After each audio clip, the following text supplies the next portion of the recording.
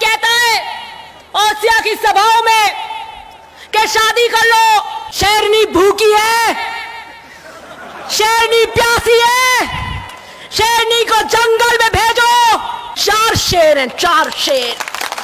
राजनीति के किसान सूरमाओं की बेटी हूं,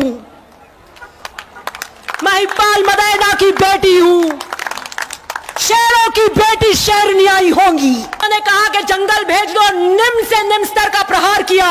शेरनी लड़े ओसियाली लड़ाई रे, एक शेरनी लड़े ओसियारी लड़ाई रे, चलो आपा भी दे मेरा साथ रे।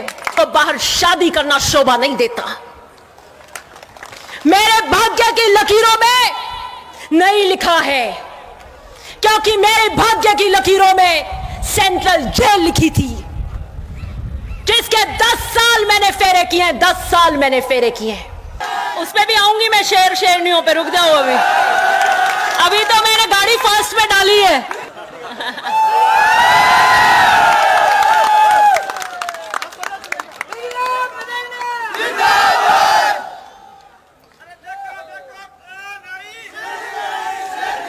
उस पे भी आऊंगी मैं, शेर शेरनियों पे। रुक जाओ, अभी तो मैंने गाड़ी फर्स्ट में डाली है, अभी तो फर्स्ट गियर में डाली है।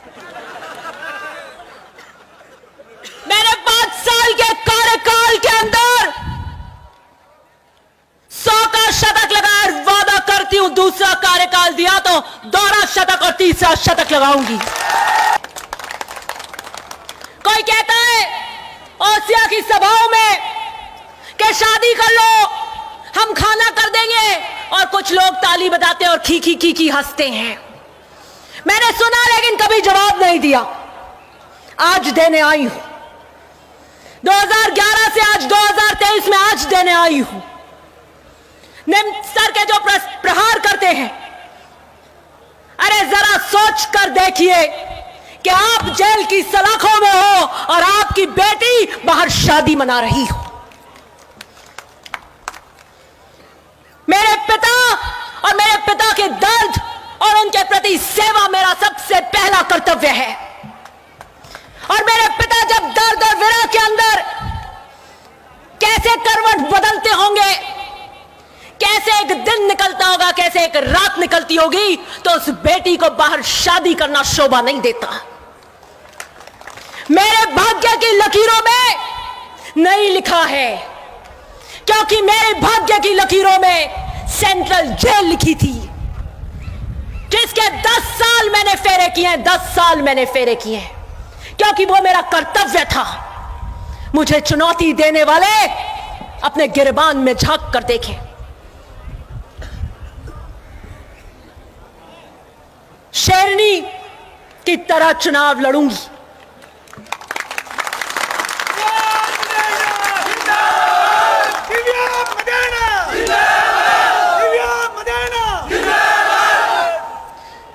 राजनीति के किसान सूरमाओं की बेटी हूं, महिपाल मदेना की बेटी हूं, शेरों की बेटी शेरनियाई होंगी।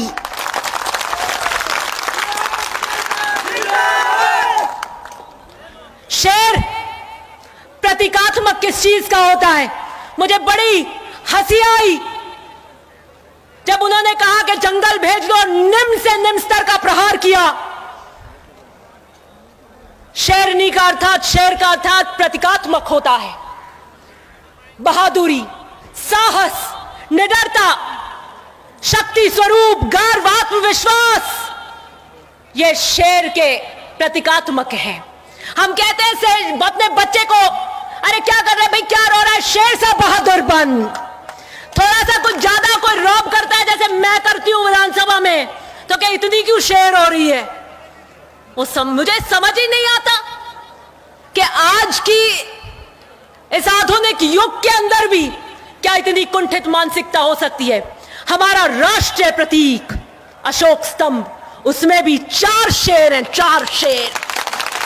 मैं पूछना चाहती हूं, क्या अशोक स्तंभ के वो 4 शेर जो साहस, शक्ति स्वरूप, गर्व और आत्मविश्वास के प्रतीक हैं। क्या उनके लिए भी आप ऐसी राय रखते हैं? क्या उन्हें भी जंगल में भेजना चाहते हैं? जो हमारा राष्ट्रीय प्रतीक है, एक शेरनी, अब ये नारे बोल रहे थे तो मैंने भी एक नारा लिखा, एक शेरनी लड़े होशियारी लड़ाई रे, एक शेरनी लड़े होशियारी लड़ाई रे, चलो आपा भी दे बिरा साथ रे।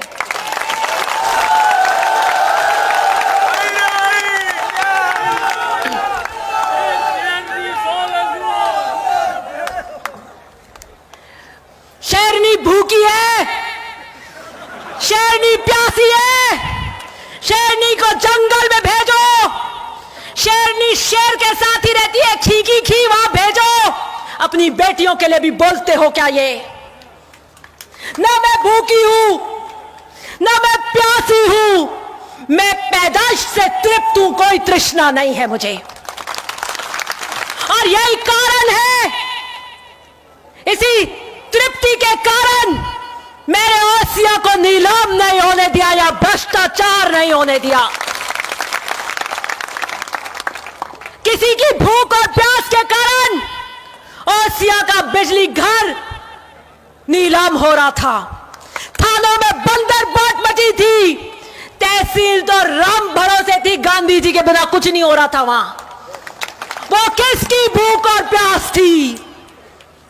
मैं तो तृप्त हूं और पैदाइश से तृप्त हूं, ईमानदारी में मेरे पिता से लेकर आई हूं। और बीजेपी का भी आम व्यक्ति ये कहता है, अनेकों सर्वे होते हैं, सबने एक बात कही, चाहे उन्होंने बीजेपी से लिया हो, कि जो भी को एक बात तो कहनी पड़ेगी कि 100% ईमानदार है दिव्या मदेना, 100%। कि हम लोग बीजेपी के सही, लेकिन भ्रष्टाचार नहीं होने दिया, ना खाऊंगी ना खाने दूंगी। ऐसे कालजा फड़फड़ीच करता है अधिकारियों का यहां। ऐसे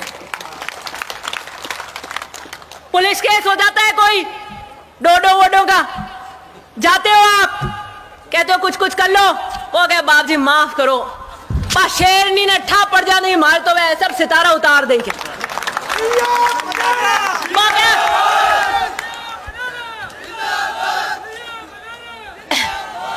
वो कैसा हमारे तो करो जेल उजाई की कर बेल हुई, यूं है मार तो जावे कि नहीं बजाओ कोई नहीं पढ़ो। हाँ मैं मानू नहीं बीरे कनेड़ा जीपीएस है कहीं ठा पड़े तो कद जाए मैं पड़े कतई जाम अठाई नहीं पड़ेला। मैंने ओसिया के अंदर 101% भ्रष्टाचार के ऊपर अंकुश लगाया और किसानों का राज स्थापित किया, और किसानों की बेटियां भूखी प्यासी नहीं होती। और जो बेटियों को घेरते हैं उन्हें जमाना देख रहा है, जमाना देख रहा है। मर्यादा को तार तार कर कर जो कर रहे, समय लिखेगा उनका भी अपराध। समय के काल चक्र पे वो भी लिखेंगे। युद्ध भूमि के भी नियम होते हैं। महाभारत के उस 18 दिन के युद्ध में आज ये मान लेना कि ये महाभारत का युद्ध हो रहा है, आपकी बेटी के लिए हो रहा है। अगर आपने अपनी बेटियों को नहीं बचाया तो आने वाली पीढ़ियों की बेटियों को ऐसे ही घेरा जाएगा, ऐसे ही घेरा जाएगा। आने वाली पीढ़ियों की बेटियां कभी खड़ी नहीं होंगी, वो कहेंगी एक खड़ी हुई थी मारवाड़ की धरती में दिव्या मदेना, कैसे घेरा था उसको मर्यादा से। अब मर्यादित शब्दों के बाण मारे थे, लेकिन वो अभिमन्यु की तरह खड़ी रही, उसने चक्रव्यूह तोड़ा।